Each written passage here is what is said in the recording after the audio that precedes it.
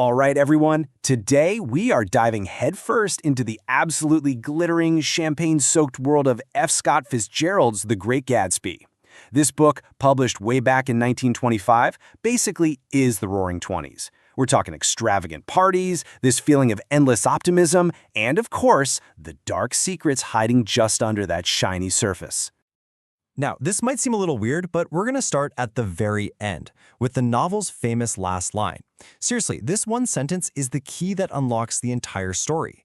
It's all about this universal fight we have with our own past, trying to move forward while time keeps pulling us back. So what does that really mean? Well, let's get into it. So, here's our game plan. First, we'll soak up the atmosphere of the Jazz Age. Then, we'll try to solve the puzzle that is Jay Gatsby. After that, we'll watch his huge dream collide with cold, hard reality. And we'll wrap up by talking about why this story, 100 years later, is still so important. Okay, so picture this. It's the summer of 1922, the absolute peak of the Roaring Twenties. I mean, there's wealth like never before, jazz music is literally spilling out of every open door, and the air just feels electric with possibility. It's the perfect backdrop for a story about incredible dreams and, well, devastating failure. Our guide through all this, our narrator Nick Carraway, moves to Long Island and right away finds himself stuck between two completely different worlds. You've got West Egg, where the new money folks like Gatsby live. They're all about showing off their wealth with these insane mansions. And then, right across the bay, you have East Egg. That's old money territory, the established aristocratic families like the Buchanans. And believe me, this clash is at the heart of everything. But wait, there's a third place, and it's super important. In between all the glitz and glamour of the eggs is the Valley of Ashes, just this grim, gray, industrial wasteland. It's this powerful symbol of all the moral decay and the people who get left behind by the era's shiny facade.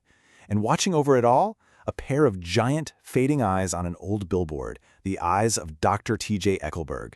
It's like the eyes of God, just judging this whole lost world.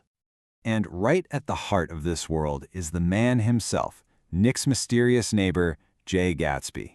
This is a guy who throws the most legendary parties in all of New York, but nobody actually seems to know who he is. You have to understand, every single weekend, Gatsby's house just explodes into this massive party. The champagne is flowing, the music is roaring, all the cool people are there. But the host? He's a ghost. Nobody knows where his money comes from, and so the wildest rumors start to fly.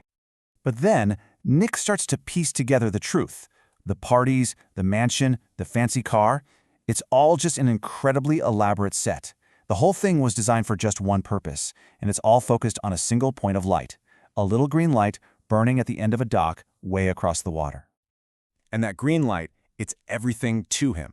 It's the symbol of his one all-consuming dream, his lost love, Daisy Buchanan, who happens to live right there in East Egg.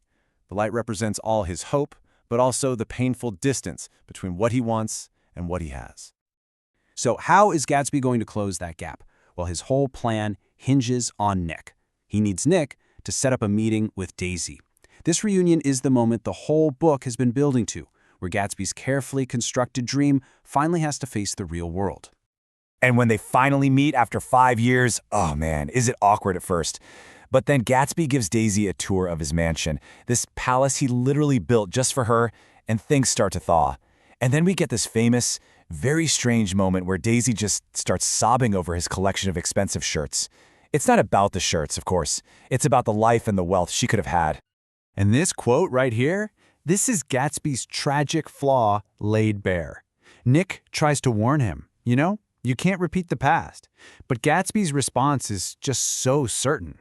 He genuinely believes that with enough money, he can literally rewind time and erase the last 5 years. Everything finally boils over on a brutally hot day in a hotel room in New York. Daisy's husband, Tom, just lays into Gatsby, exposing him as a bootlegger and a criminal.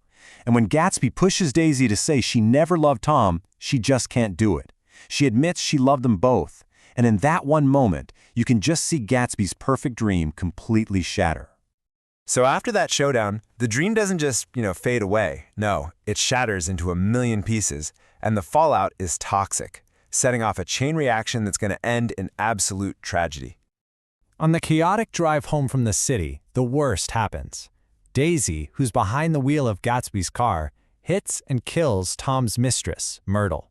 And in one last, heartbreaking act of devotion, Gatsby says he'll take the blame. It's a choice that seals his fate.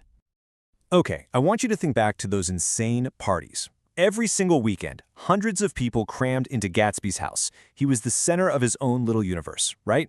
The most popular guy in town, surrounded by friends. Or so it seemed. Because when Gatsby is murdered by Myrtle's husband, who thinks he was the one driving, the truth comes out.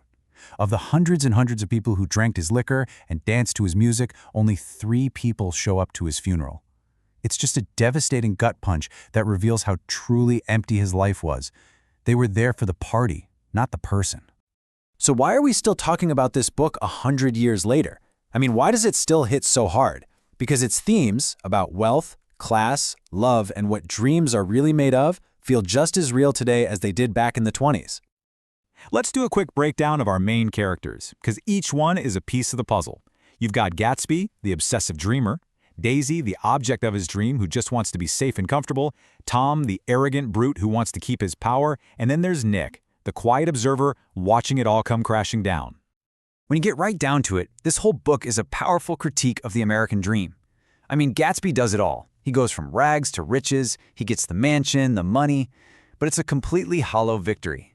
His new money can't buy him respect from the old money crowd, and worse, it can't buy him the one thing he actually wanted, love. So what does Fitzgerald want us to take away from all this? Well, the lessons are pretty clear and pretty brutal. Wealth won't make you happy. You can't just wish the past back into existence. And a society that's built on carelessness, well, it's always going to leave a trail of destruction. Nick's final thought on Tom and Daisy is maybe the most important line in the whole book. He finally sees them for who they are. People so protected by their money that they can break things, even people, and just walk away, letting someone else clean up the mess. And that leaves us with one last thing to think about. Gatsby's dream was beautiful, but it was built on an illusion. And it makes you wonder, doesn't it? In our own lives, how do we know when we're chasing a dream and when we're just lost in an illusion? Thanks for digging into The Great Gatsby with me.